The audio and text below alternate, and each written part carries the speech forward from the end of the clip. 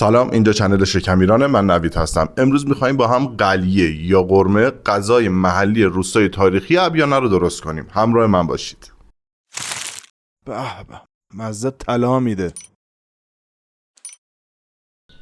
خب برای قرمه یا قلیمون 3 تا پیاز احتیاج داریم که درشت خلالشون میکنیم.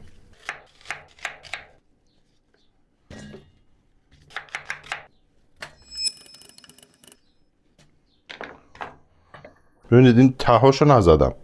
حالا اگر مثل بقیه تهاش رفت که هیچی رفت، اما اگر نه موندم میذارم بمونه، چون قرار مدت زیادی با شعله کم با گوشت و دنبامون بپزه. هیچ مشکلی نداره و یه جوری باشه که بعدن که حالا بهتون میگم، بعدن نشون میدم اگه کسی خواست در بیاره پیاز رو از توش راحت بتونه در بیاره. نیم کیلو دنبه رو خرد میکنیم نگینی، یه جوری که میخوایم آبشون کنیم دیگه. این معلومه.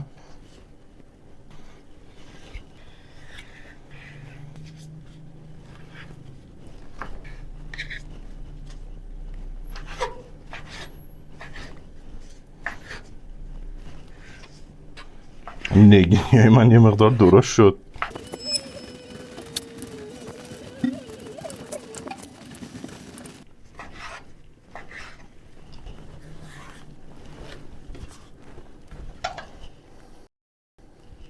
ببینید گوشت ها رو من از قبل آماده کردم. ببینید سایزا رو، تقریبا خورشتی ها رو دیگه، یه همچین سایز. چربی اضافه رو تا جایی که تونستم گرفتم. نگران این نباشید که از کجای گوسفند یا حتی از کجای گوساله استفاده میکنید، گرچه اگر گوسفندی باشه که خیلی بهتره و جالبتر در میاد، اما اگه گوساله بود اصلا نگران نباشید. اینقدر مدت زمان پختشون بالاست و توی خود دنبه گوشت چون که قراره بپزن حسابی نرم میشن، اصلا نگرانش نباشید. خب دیگه بریم روی اجاق، بقیه‌اش بهتون میگم. شکم ایران. قابلمون رو روی گاز بذاریم، شعله کم. قبل از اینکه قابلمه داغ بشه دنبه هامون رو اضافه میکنیم.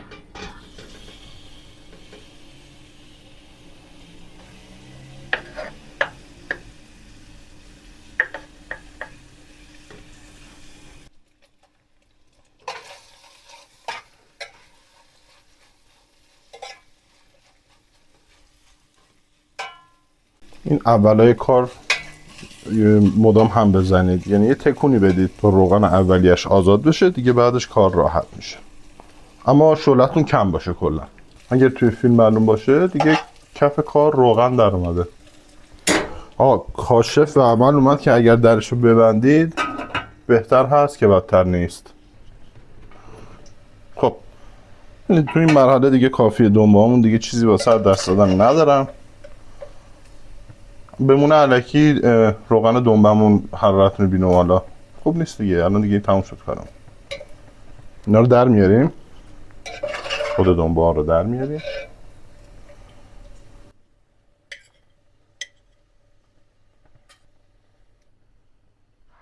حالا پیازامون رو توی روغنمون میریزیم، همون شعله کم. کلا کارمون با همین شعله کم. چند دقیقه اجازه میدیم تا پیازامون نرم بشه. همین یه مقداری، تازه هنوز شلم نشده، اصلا نیاز نیست پیازا سرخ بشن. گوشتامون رو اضافه میکنیم. مقدارامون شد 1 کیلو گوشت، نیم کیلو دنبه، 3 تا پیاز. که گوشت در رفت اون پشت، فکر کردم ندیدمش. الان میارم دهن سرویس. اینها شیطون بلا. یه قاشق چای خوری نمک کافیه. شما اگر خوش نمک دوست دارید یه قاشق غذاخوری بریزید نمک رو.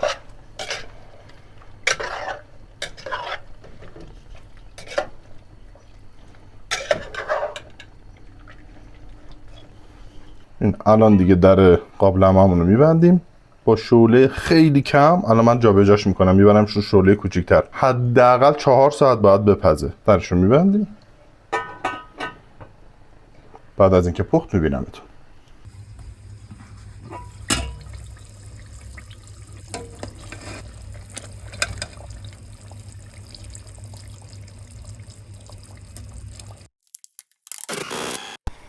یه سینی روی اجاق میذاریم، زیرش رو روشن میکنیم تا داغ بشه.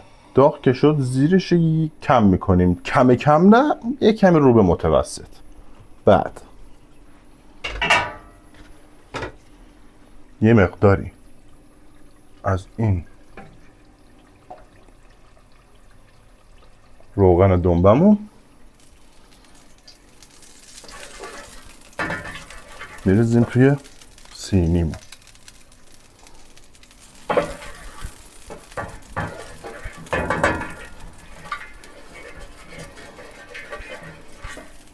حالا یه دونه نون میذاریم ته سینیمون. حالا از گوشتمون هر مقداری که دوست داریم نسبت به اندازه سینیمون با یه کفگیری که بتونه روغناش بره، یعنی دیگه اینجا نیاز نیست زیاد روغن بیاد، میریزیم. داشتم میگفتم بریزیم روی نونمون.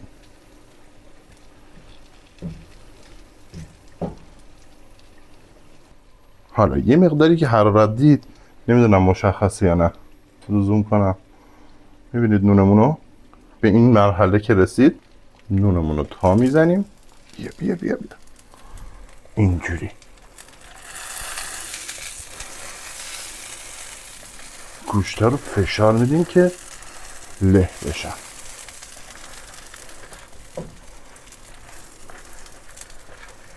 یه همچین حالتی.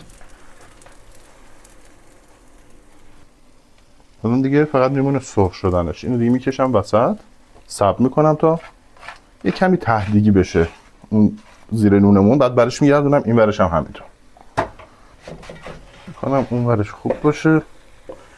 یه دور برش میگردونم که این برش هم خوب.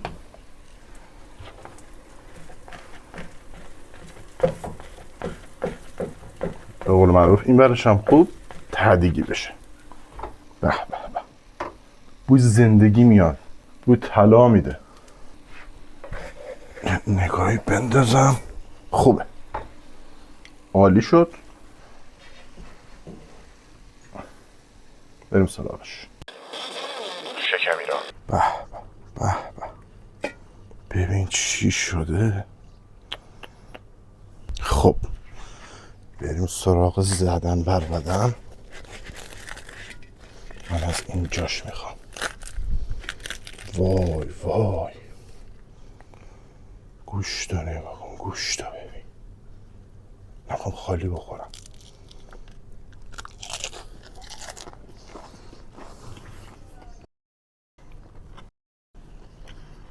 مزه طلا میده، نداریم مثلش. عالی. مرسی که با شکم ایران همراه بودید. تا یه ویدیو دیگه، خدا نگهدار.